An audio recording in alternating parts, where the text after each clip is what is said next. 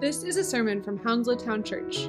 We meet every Sunday at 9:45 in the Arts Center, located in the Treaty Center on Hounslow High Street. For more information and resources, please visit hounslowtownchurch.org. 9 months that we've been studying this gospel. We're coming to the end. I've enjoyed this personally. I've enjoyed it. I hope you have. A long, slow look at the life of Jesus. And I've benefited from it. But today we are at the highlight of the gospel, which is his death. And as we look at this death, as we look at this account, I want to begin by commenting that there were, when we read all the gospels together, Matthew, Mark, Luke, and John, we learn that there were 5 supernatural, miraculous things that happened when Jesus died. Mark gives us 3 of them, but there are 5. Here are the 5. When we piece them all together, we see these 5 miraculous things. 1, there is an earthquake. Mark doesn't tell us about the earthquake. Luke does, but there was an earthquake when Jesus died. The sun was blocked for 3 hours. Mark tells us that. The curtain in the temple was torn from the top to the bottom. That was a miracle. Mark tells us that. The dead were raised to life and came out of the grave. Luke tells us that. And the Roman centurion was saved. So there are 5 miracles. And Mark only tells us 3. Mark, as you read Mark, you realize that he is shorter than Matthew and Luke. He's short and to the point. And so he only focuses on these 3 miracles. But I want to take these miracles and I want to follow them because I think they're helpful for us to understand what it meant that Jesus, the Son of God, died. So as a way of our outline, there are 3 things I want us to consider what it means. And those 3 are this. The day was darkened, the curtain was torn, and the killer was saved. So that's our outline. So first, let's consider that the day was darkened. You know, for the last several weeks, as we've been doing this slow look at the last day of Jesus' life, many of the events that we looked at, we realized they were taking place during the night when it was already dark. It was naturally dark. There was his betrayal that happened at night, his arrest, his trial. But now we're in the bright of the day. This is Good Friday. And we're picking up this story at high noon. And so we know at high noon, the sun is the brightest. You know, if you recall from last week when Tucker preached, we learned that Jesus was crucified. The nails went into his hands on the cross at 9 a.m. And now we read it's high noon. So he's been on the cross for 3 hours already. And now it's the brightest part of the day. And it's then at that time of the day that everything went dark. The sun was blocked out. Verse 33, we read, at noon, darkness came over the whole land until 3 in the afternoon. So he'd been on the cross for 3 hours, and now he's on the cross for 3 more hours. But through the last 3 hours, the day was dark. The sun was blotted out. Now, as many people who don't believe in God and don't believe in miracles, it shouldn't come as a surprise to you that they would seek to explain this event not as a supernatural work of God, but rather as some sort of natural event. Maybe that's you, you're here today and you say, no, I don't believe that God exists or that God has the power to work in this world. And so there must surely be some natural explanation to explain how the sun went dark for 3 hours. The first thing you probably would think of, as I would think of, is that this was what's called an eclipse, a solar eclipse. For instance, on the 8th of April this year, just last month, 2 months ago, there was a total eclipse. We saw this on the television in which the moon passed before the sun, blocking out the sun. The sky went dark in parts of this land so that you could see the stars and so that the animals that come out at night came out during the middle of the day. Well, that sounds like something similar that is happening here, doesn't it? It sounds like maybe this event could be a solar eclipse. Could this darkness have been that? Answer, no. In fact, no way is the answer. Why? Um, what happened at Jesus' death was not a solar eclipse. We know that, firstly, because when we watched on the television, the solar eclipse happened for minutes. This happened for 3 hours. The speed of the moon and the earth has not changed. And so this could not have been a solar eclipse for the length of time, but it also could not have been a solar eclipse for this reason. The moon was in the wrong position in the sky. And we know that, right? We know that because this Jesus' death took place at the Passover. And the timing of the Passover is always at the time of the full moon, when you can see in the sky the full of the moon. And yet an eclipse, a solar eclipse, can only happen at a new moon. And then for those of you who don't know, the new moon is when there's hardly a moon in the sky. So we know it's impossible, scientifically it's impossible for this to be a solar eclipse. The moon was in the wrong place in the sky. So this couldn't have been that. Others have tried to explain this miracle that there was some sort of sandstorm that blew through and blocked out the sun.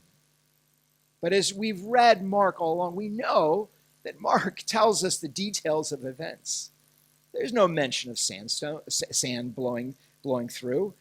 So we don't think that could be true because we trust Mark and he would have told us those details, right?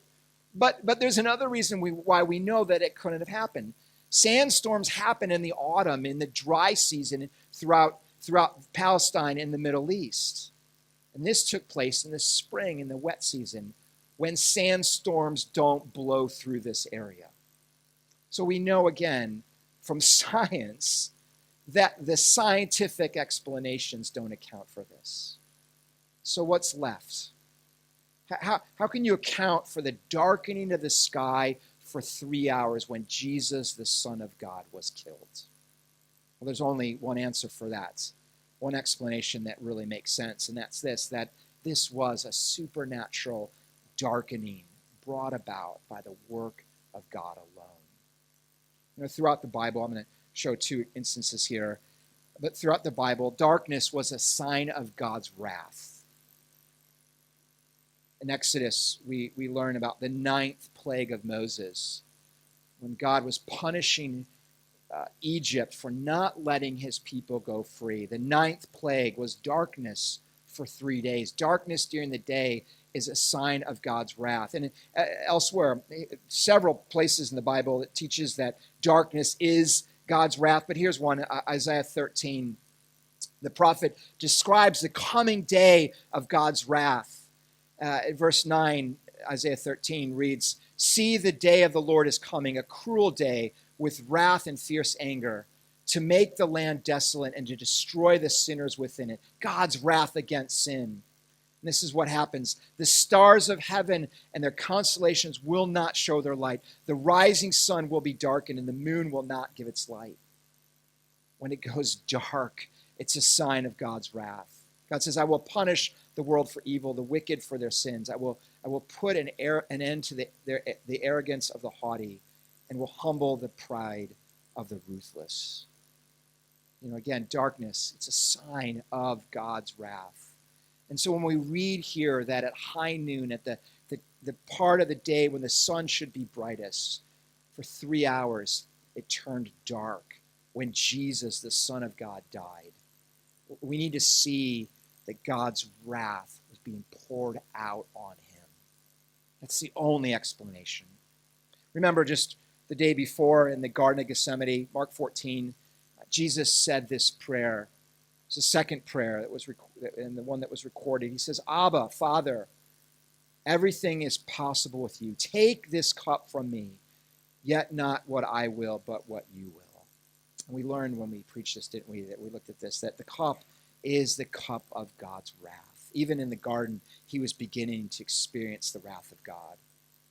And so God's wrath was coming down on Jesus on the cross.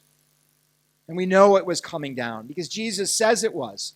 Verse 34, he cries out, and Grace is going to read it better than my Aramaic, but verse 34 reads, "And at 3 p.m, Jesus cried out in a loud voice, Eloi, Eloi, lema, sabachthani, which means, my God, why have you forsaken me?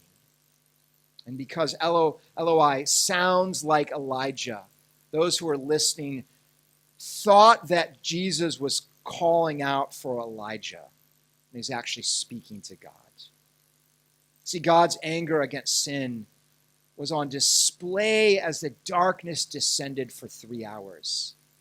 And the wrath of God was focused on Jesus, and he felt it, and he told us that. And so, to help us make sense of this, I do recognize that the whole idea of a wrathful God, of an angry God, that's not a picture of God that we often think of.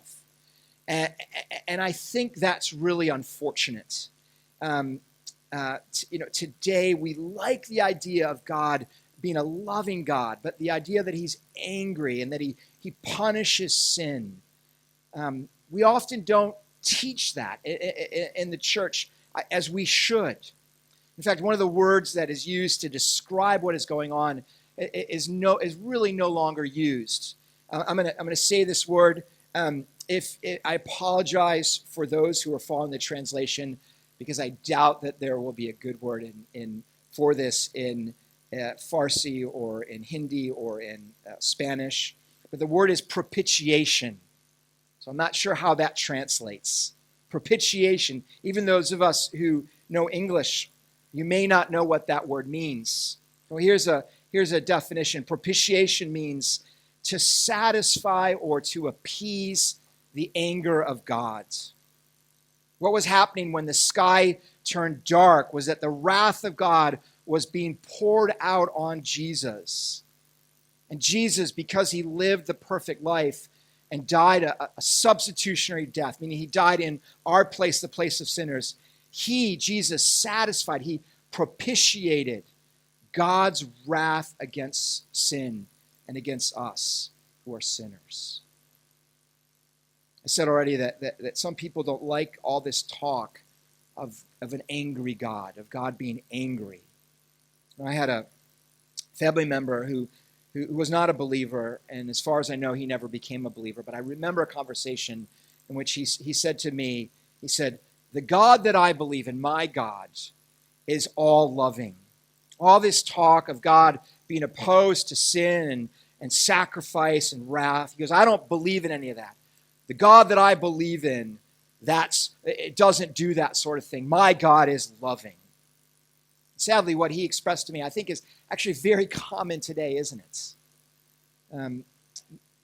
But there's a huge problem with this line of thinking. We hear this all the time. My God, the God I want, doesn't do this sort of thing or is this sort of way. But here's the problem with that. It doesn't really matter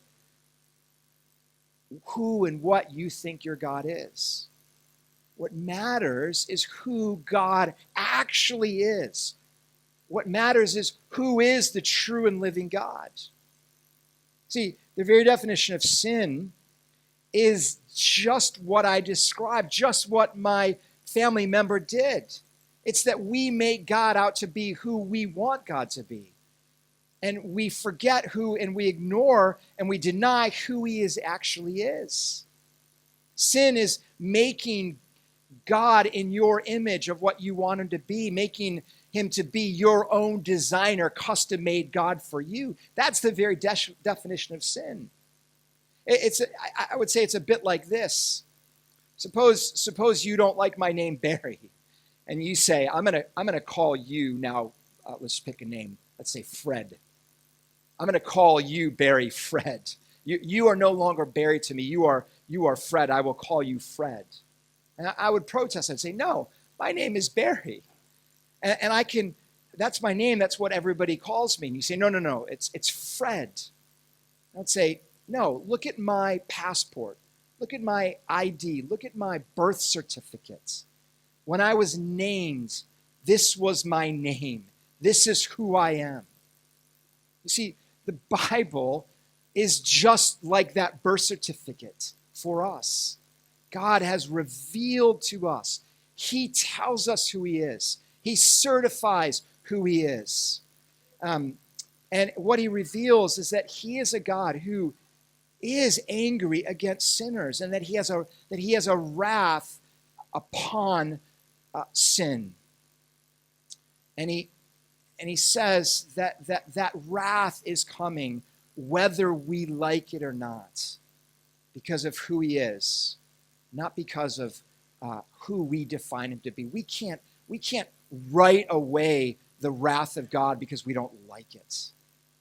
So that's the first problem. But the second issue with this is that we actually need to consider, do we want to take away the anger of God from God? And I want to argue, no. That we actually need to have God be angry against sin. And that we can worship him because he's this. And that this is a good thing. You see, we want him to deal with sin. We want him to address evil. Because here's why. Because sin and evil is everything that destroys and mars and ruins all that is good and all that is beautiful and all that is right and all that is true in this world. Sin makes ugliness out of us. It makes ugliness out of creation. It makes ugliness out of our relationships with one another. Sin lies to us. It deceives us. It kills. It abuses. It pillages. It rapes. It destroys all that is good and just and right and true. And so because God is just and he hates sin, he rightly then stands against what is evil. And so we can look upon him and we can praise him and we can worship him because he deals with all that stands opposed to him. And some of you may know this. You may come from places where you know true evil and you cry out, God, do something about this evil. Deal with the evil in my country. Deal with the evil that is in my society. God hears that prayer, and he does, and he will. And so we worship him for that. And so God, who is angry against sin, in his justice, he pours out his wrath. What we see here is that is something that only God can do. Only God can justly be angry against sin. Most of us, we're not angry with our own sin, and sometimes we're angry with the sin of other people, but we really are very indifferent towards sin, aren't we? We can look the other way, we can excuse it, we can blame shift it, but only God is just, and only he sees it and names it and is angry against it, and then therefore only he can pour out his wrath upon it. And only God in the person of Jesus then can propitiate, can then satisfy God's wrath. So do you want a God of love? Do you want a God of love? Look upon Jesus. Look at the cross. Because at the cross, the love of God and the justice of God, they meet. One scholar said it this way, that on the cross, the mercy and justice of God, they kiss. John Stott, who wrote a book on this, on the cross, he said it this way. He said, thus God took his own loving initiative to appease, to propitiate, to satisfy his own righteous anger by bearing it in his own self, in his own Son, when he took our place and died for us. And he did this, John Stott says, out of a holy love in order to evoke our worship. So this first miracle, when the sky went dark, shows us that at the death of Jesus, God's wrath against sin was satisfied, was propitiated. Christ satisfied the just wrath of God against us, so that we don't ever have to face it if our hope and our faith is in him. This is good news. That God is angry against sin, and Christ was on the cross. We then have good news, and we know this great love. So first, we see the day was dark, and secondly, in a much shorter way, we see that the curtain was torn. Verse 38, the second miracle, the curtain of the temple was torn in two from the top to the bottom. And the details of the top to the bottom are important because curtains don't tear from the top to the bottom. At least curtains this size, they certainly don't. And the size of this, scholars know that it was about 60 feet, about 20 meters high, and about 10 meters, 30 feet wide. This was a massive curtain. And it was torn that way from top to bottom. And it could only be by God this way, because the only way for the curtain to tear from the top would be for the whole top of the structure to fall down. And we know that the building didn't fall down. Humans could tear it from the bottom up, but only God can do it from the top to the bottom. So this is a work of God. And what does that mean? What does it mean then that this curtain was torn? Why does this matter? Well, here's why. It means that we now have access to God. It means that we have, when our faith is in Christ, that we are reconciled to God. Here's why. Here's why. The temple, where this curtain was the place of worship.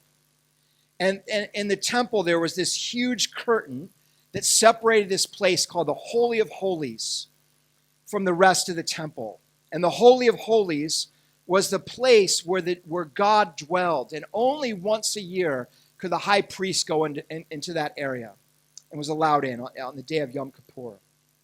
And so, the Day of Atonement. And so now that this curtain was torn down by God, it means that access to God, access to the holy place, access was now possible through Christ. God was in this moment abolishing the Old Testament system, the system of sacrifices, that place of worship, and God was now allowing access to himself through Christ, because Christ's death, as we read earlier, was the sacrifice that ended all sacrifices. See, no more sacrifice, no more shedding of blood to atone for human sin was needed. This sacrifice on the cross was the final one. In Ephesians, Paul describes it this way. He describes this tearing of this curtain this way. Hear this in verse 14. Ephesians 2:14, it reads, "For he himself is our peace, who has made us both one, and has broken down in his flesh the dividing wall of hostility." That's the curtain. This curtain has come down. The hostility between God and man has come down. Verse 15, by abolishing the law of commandments expressed in ordinances, that he might create in himself one new man in place of the two, so making peace, and might reconcile us both to God in one body through the cross, thereby killing the hostility. And he came and preached peace to you who are far away, and peace to those who are near. For through him we have access in one spirit to the Father. What Paul is saying here is that when that curtain was torn, when the dividing wall of hostility was torn down, because Jesus died on the cross, access to God was possible, was made possible. And see, on the cross, Christ reconciled us as sinners to God the Father. And he's reconciled us now to one another.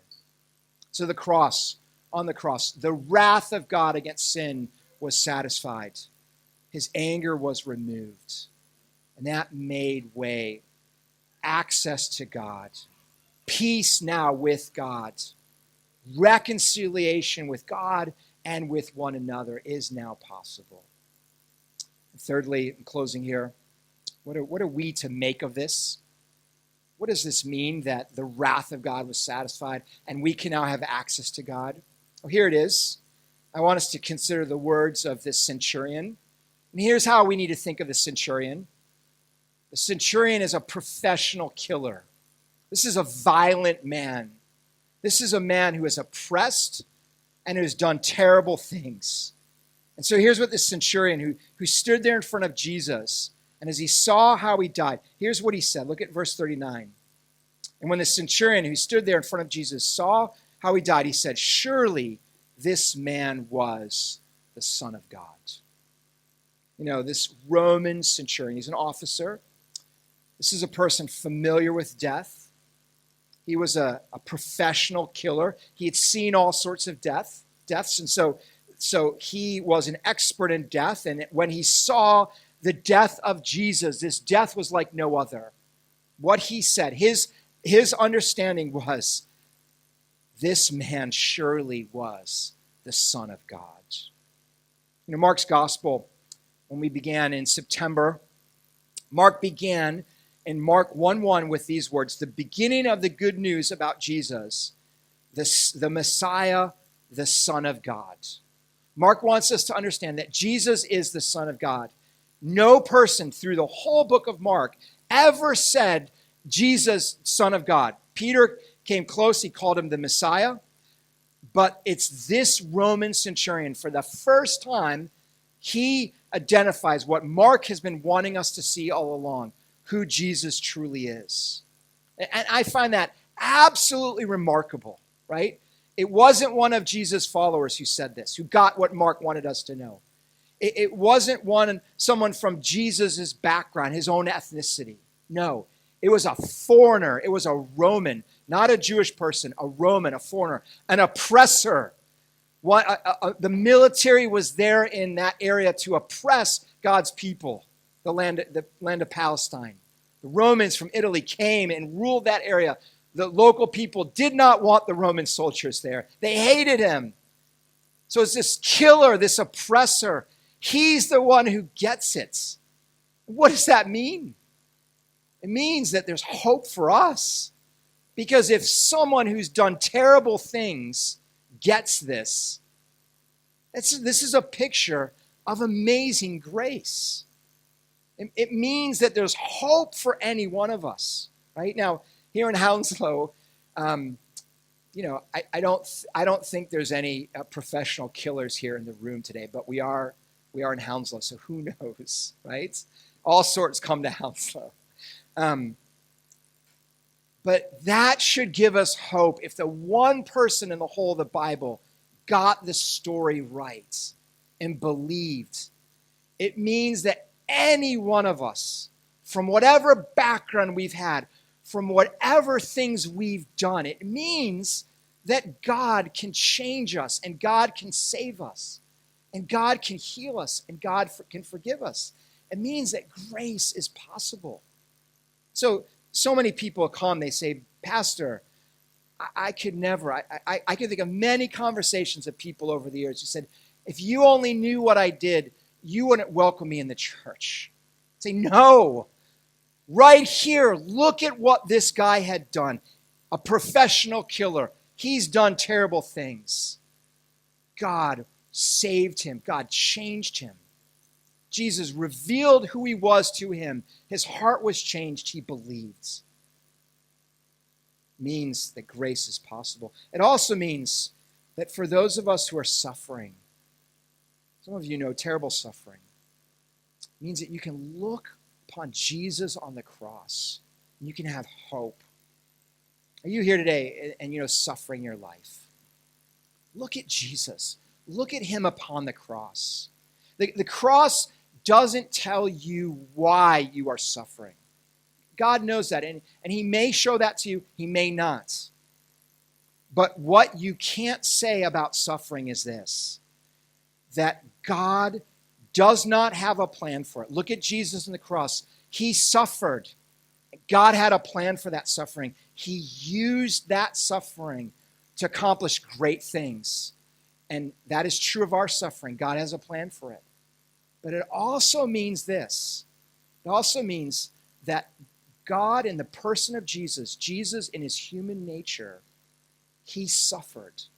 And that means Jesus in his human nature sympathizes and understands and relates to your suffering. See, Jesus, where is he now? He's in heaven.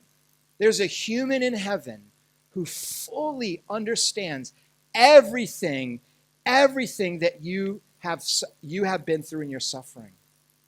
So if you're here today and you feel betrayed, was Jesus betrayed? Absolutely. We've just read this account. We know he was betrayed by one of his closest people, Judas. Was he abandoned? Yes. His 12 disciples were nowhere to be found in his point of need. Do you feel abandoned? Look to Jesus. He understands. He sympathizes with you. Do you feel ashamed? Look at Jesus on the cross. He's stripped naked, hung out naked on the cross. Do you feel exposed and vulnerable? Look at the cross. Do you feel physical pain? Does your body not work the way that it was meant to? Look at the hands and the feet of Jesus, the suffering that he took on the cross. If you're suffering, look to Christ and know that Jesus in his human nature understands and can sympathize with your suffering. On this day, the day that Jesus died, the day went dark. The curtain was torn and the killer was saved. Let's thank God. Let's praise God for such a great salvation that we have from sin, from death, from suffering, and from the evil one. Let's pray.